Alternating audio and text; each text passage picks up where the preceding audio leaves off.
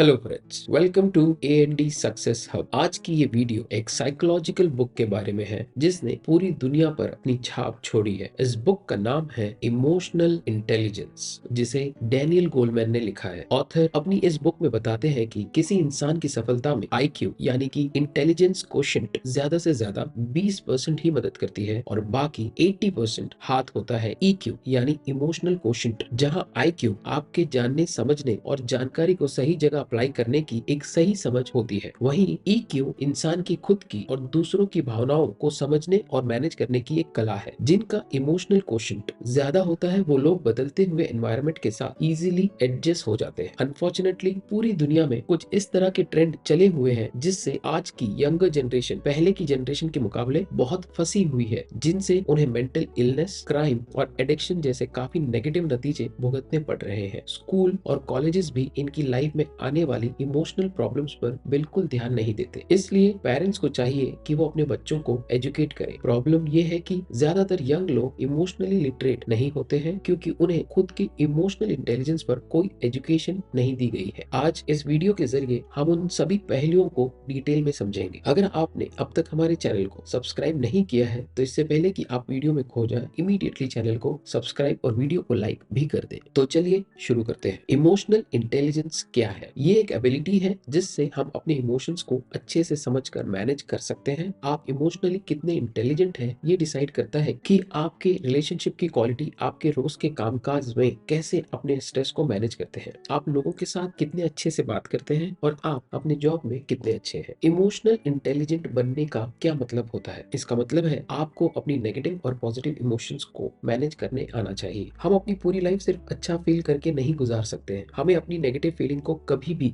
Ignore नहीं करना चाहिए। एक इमोशनली इंटेलिजेंट इंसान हमेशा खुश नहीं रह सकता। उस इंसान को पता होता है कि कैसे हम एक दूसरे के इमोशंस को रिस्पॉन्ड करना चाहिए, और जब हमें ये पता नहीं है कि कैसे हम दूसरों के इमोशंस को रिस्पॉन्ड करें तो सबसे अच्छा तरीका होता है कि आप रिस्पॉन्ड ही ना करें। आपको हर समय बहुत ज्यादा रिएक्ट करने की जरूरत नहीं है। हर समय रिस्पॉन्ड ना करने का यहाँ मतलब ये है कि अगर कोई इमोशंस सही में कोई रिस्पॉन्स डिजर्व करता है तभी आप उन पे रिएक्ट करें। फॉर एग्जाम्पल, अगर आपके फ्रेंड का एक्सीडेंट हो गया है तो आपको जरूर रिएक्ट करना चाहिए, पर अगर कोई बहुत छोटी सी बात हुई है तो उस कंडीशन में आप रिएक्ट ना करें। इमोशंस यानी आपकी भावनाएं, ये भावनाएं आती हैं और जाती हैं। अगर हम इमोशंस की डेफिनेशन को जाने तो हम किसी भी इमोशन को पूरा कंट्रोल नहीं कर सकते। तो इसलिए इमोशनल इंटेलिजेंस को डेवलप करने से हम इमोशंस पे रिएक्ट करना सीख जाते हैं और आप डिसाइड करेंगे कि आपको किसी सिचुएशन में किस तरह से रिएक्ट करना चाहिए। Why emotional intelligence is so important? Emotional intelligence को डेवलप करना हमारे लिए इतना इम्पोर्टेंट क्यों है? जैसे कि हमने पहले शेयर किया, आप अपने इमोशन पे जिस तरह से रिएक्ट करोगे उस तरह से आपके वो छोटे छोटे रिएक्शंस आपकी लाइफ को अफेक्ट करेंगे। तो चलिए समझते हैं कि कैसे इमोशनल इंटेलिजेंस को डेवलप करके आप अपने लाइफ में हेल्थ, रिलेशनशिप और काम में अच्छे बन सकते हैं। योर मेंटल हेल्थ,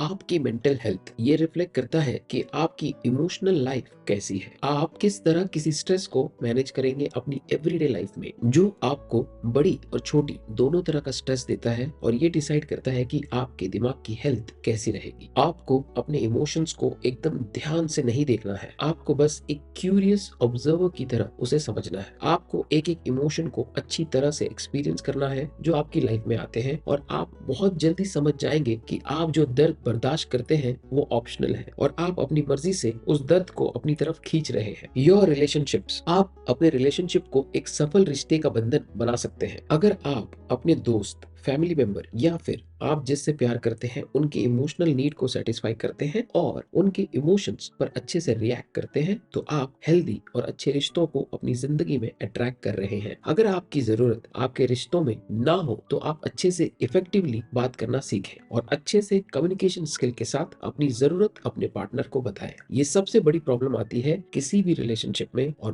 बहुत लोग इस प्रॉब्लम को फेस करते हैं। योर जॉब, अगर आप अपनी कंपनी में लीडर की पोजीशन पे है तो आप अपने एम्प्लॉय की बातों को ध्यान से सुने। ये टेक्निक दुनिया के सबसे अमीर और सफल लोग भी इस्तेमाल करते हैं। पर आपके एम्प्लॉयज की बातों को जब आप सुनेंगे तो आपके एम्प्लॉयज को भी अच्छा फील होगा और एम्प्लॉयज आपकी और ज्यादा रिस्पेक्ट करेंगे। वो सभी कामों में अपना बेस्ट देंगे और कम से कम कंप्लेन करेंगे। मान लीजिए कि आप एक एम्प्लॉय हैं, तो आप सबसे ज्यादा कौन सी चीज से मोटिवेट होते हैं और ये मोटिवेशन आपके इमोशनल लेवल पे किस तरह से इम्पैक्ट करता है, जिससे आपकी लाइफ पहले से आसान हो जाए और आपका स्ट्रेस किस तरह से खत्म होता है, और वही आपके एम्प्लॉय के साथ करें। हम यहाँ आपको 5 प्रैक्टिकल वेज बताना चाहते हैं जिससे आप अपनी लाइफ में इमोशनल इंटेलिजेंस डेवलप कर सकते हैं। Practice self awareness. आप कभी भी इमोशंस को अच्छे से समझ नहीं सकते जब तक कि आप ये नहीं समझ लेते कि इमोशंस होते क्या है। जब आप सेल्फ अवेयरनेस खोने लगते हैं तो वो ऐसा लगता है कि जैसे आप किसी छोटी बोट पर बैठे हो और आप समुद्र की ऊंचाई पर जाने की कोशिश कर रहे हो। जो आपके इमोशंस हैं, लेकिन लहरें उसी के साथ वापस खींच लाती है। आपको ये नहीं पता कि किस तरह से आप समुद्र की ऊंचाई तक पहुंच सकते हैं। आप बस अपनी बोट को चलाते हैं और फिर किसी को मदद के लिए बुलाते हैं। सेल्फ अवेयरनेस का मतलब होता है खुद को समझना, और सेल्फ अवेयरनेस के 3 लेवल्स होते हैं। आप क्या कर रहे हैं, आप जो काम कर रहे हैं वो आपको कैसा महसूस करा रहा है, और सबसे मुश्किल हिस्सा, आप खुद के बारे में क्या नहीं जानते। Practice self awareness. जो आप काम कर रहे हैं उसे जानना। आपको ये सुनने में बहुत सीधा और स्ट्रेट फॉरवर्ड लग रहा होगा, पर सच ये है कि 21st सेंचुरी में लोगों को बिल्कुल नहीं पता कि वो क्या कर रहे हैं। लोग नहीं जानते कहाँ जाना है, क्या करना है, बस भेड़ों की तरह चले जा रहे हैं। हम अप्रोक्सीमेटली 90% ऑटो पायलट पर होते हैं। ऑटो पायलट मतलब आपकी रोज की जो आदत बनी हुई है उसे आप बार बार दोहराते हैं। ईमेल चेक करना, फिर अपने बेस्ट फ्रेंड का मैसेज देखना, फिर इंस्टाग्राम चलाना, और उसके बाद कुछ ऑनलाइन वीडियोस देखना, और यही चीज बार बार रिपीट होती रहती है। अगर आप इन सभी डिस्ट्रैक्शन से खुद को दूर रखते हैं और अपना फोन स्विच ऑफ कर देते हैं तो आप सेल्फ अवेयरनेस की फर्स्ट स्टेप पर आ जाते हैं।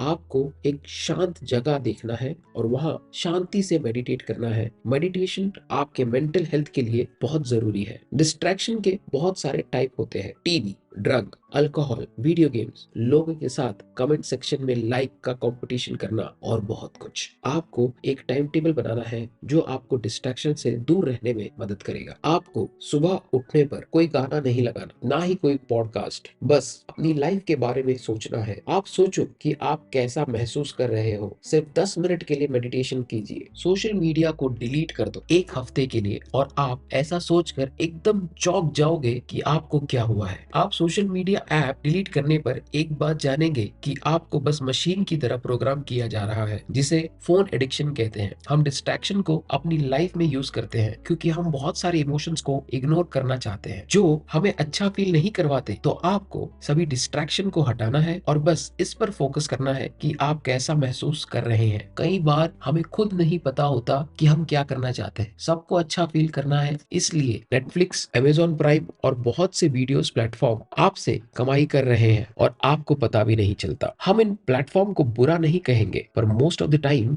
ये आपका बहुत सारा टाइम वेस्ट करते हैं। सबसे पहले आपको फोकस करना है कि आप कैसा फील कर रहे हैं, और ये आपको परेशान भी कर सकता है। हो सकता है कि कोई फ्रस्ट्रेट हो रहा हो, और कुछ लोग नेगेटिव फीलिंग की वजह से डिप्रेशन में भी चले जाते हैं। ये हमारे लिए अच्छा नहीं है। अगर आप खुद पर फोकस करेंगे तो आप दिन में मैक्सिमम टाइम सैड ही फील करेंगे। आप ये रियलाइज करोगे कि आपने कितने लोगों के साथ झगड़ा किया है और आपका गुस्सा आपके कंट्रोल से बाहर हो जाता है। आप एक्चुअल में समझ पाओगे कि आप एक्चुअल में बस अपने फोन में लगे थे और आप भी बाकी लोगों की तरह गलत रास्ते पर जा रहे हो। 90% पॉपुलेशन अनसक्सेसफुल है। क्या आपने सोचा है क्यों? क्योंकि जो आदतें एक अमीर और सफल इंसान फॉलो करता है वो एक आम आदमी नहीं करना चाहता, क्योंकि अच्छी आदत बनाना मुश्किल होता है। चाहते कोई भी इमोशन हो, उसके पीछे कोई ना कोई अच्छा रीजन छुपा होता है। अगर आपको वो रीजन नहीं मिलता फिर भी वो आपके लिए अच्छा होता है तो खुद पर उंगली मत उठाइए। अब आप सोचेंगे कि ये अच्छा रीजन कैसे हो सकता है अगर आपको बुरा फील हो रहा है तो। इसलिए नेक्स्ट पॉइंट में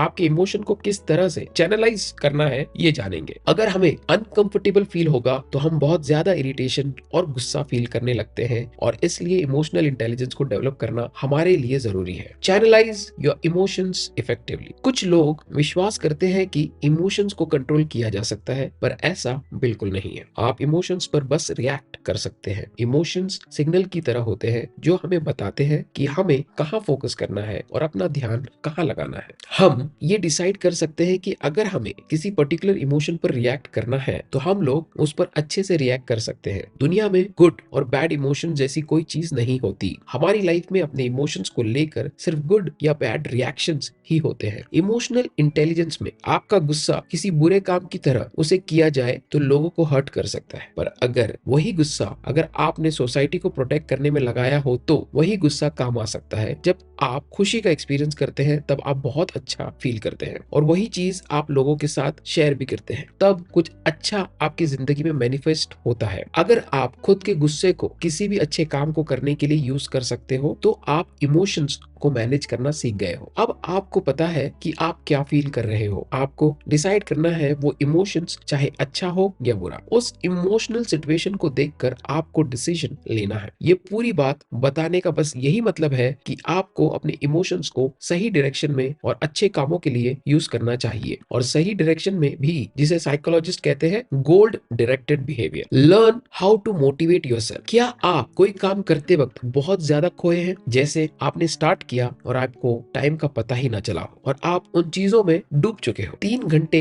बीतने के बाद आपको लगता हो कि सिर्फ 15 मिनट ही हुआ हो। सेम यही चीज बहुत लोगों के साथ भी होती है। लोग अपने काम में डूब जाते हैं। कई बार काम करते वक्त अच्छे आइडियाज नहीं मिलते और ये हमारी नेगेटिव फीलिंग्स की वजह से हो रहा होता है। अब जब भी आप काम करने बैठे तो अपनी फीलिंग्स को अच्छी फीलिंग्स में चेंज कर दे और गुड फीलिंग्स के साथ आपको अच्छे आइडियाज भी आने लगेंगे। हमारी फीलिंग्स हमारे एक्शन पर डिपेंड होती है। स्टार्टिंग में आपके एक्शंस आपको मोटिवेट करते हैं और फिर आपके इमोशंस उस फ्लो स्टेट में आ जाते हैं जिससे आप काम में डूब जाते हैं, और इस चीज को हम अपनी लैंग्वेज में डू समथिंग प्रिंसिपल बोलते हैं। और ये प्रिंसिपल इतना जबरदस्त है कि आप भी इससे आज से यूज करना शुरू कर सकते हैं। हम आपको इसकी इंग्लिश में डेफिनेशन बताते हैं। The do something principle states that taking action is not just the effect of motivation but also the cause of it. इससे अब हम सिंपल भाषा में समझते हैं। ये प्रिंसिपल हमें बताता है कि आपका एक्शन लेना मोटिवेशन पे डिपेंड नहीं होता और ये मोटिवेशन के कारण पर जरूर डिपेंड होता है। अगर आप एक्शन लेना शुरू करें तो आपका और ज्यादा मोटिवेशन बढ़ेगा। Motivate yourself. बहुत से लोग वीडियो देखकर इंस्पायर होते हैं और ये सोचते हैं कि इसके बाद मैं कोई एक्शन लूंगा। उन्हें लगता है कि अगर वो ऐसा करेंगे तो उनकी जिंदगी एकदम चेंज हो जाएगी, और इस सिचुएशन में लोग सोचते हैं कि सबसे पहले हमें एक्शन लेने के लिए तैयार होना है, और कुछ दिन निकल जाने के बाद फाइनली एक्शन लेते हैं और कुछ दिन बाद ही वही लोग और वीडियोस को देखकर मोटिवेशन के नए मेथड को ढूंढते हैं। ये सोचना गलत है कि हमें बाहर से मोटिवेशन मिलता है, बिल्कुल नहीं। पहले हम एक्शन लेते हैं और फिर हमें मोटिवेशन मिलता है और फिर से हम एक्शन लेते हैं और ये साइकिल शुरू हो जाती है। हमारे कहने का मतलब यही है कि अगर आपको अपने इमोशन को इफेक्टिवली मैनेज करना है तो आपको कुछ ना कुछ करना होगा। आप फ्री ऑनलाइन क्लासेस ले सकते हैं, आप कोई म्यूजिकल इंस्ट्रूमेंट बजाना सीख सकते हैं, आप गूगल पर जाकर नई स्किल्स को सीख सकते हैं, आप राइटिंग सीख सकते हैं, सक्सेसफुल लोगों के बुक पढ़ सकते हैं और बहुत कुछ। आपको आपकी फीलिंग्स पर ध्यान देना है